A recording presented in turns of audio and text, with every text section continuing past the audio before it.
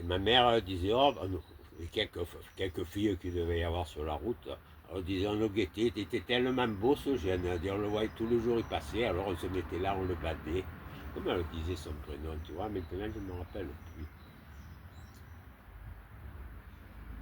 Je crois que c'était Morin, Morin de la Valentine. Et il passait là, c'était des charretiers, ça. Et ils allaient en ville. Ils allaient à Marseille. C'était la route. C'était la route. Depuis Pépin.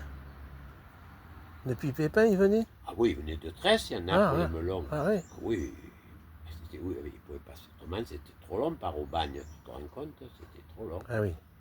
Oui, il passait avec les. D'abord, il y a longtemps, longtemps, en face de l'auberge de Pichor, il y a eu les pavés. Tu n'as pas connu. Non.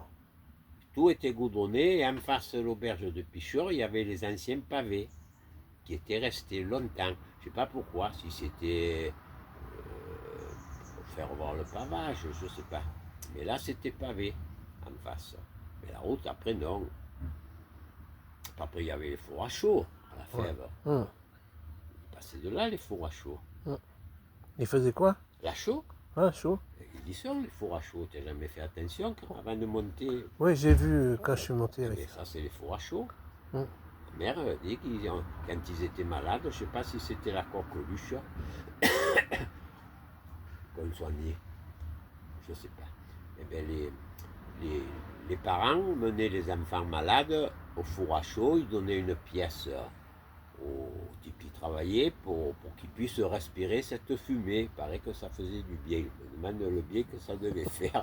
Enfin, ils y allaient. Ouais, ouais, ma mère y allait, ils donnaient la pièce, alors ils activaient le feu.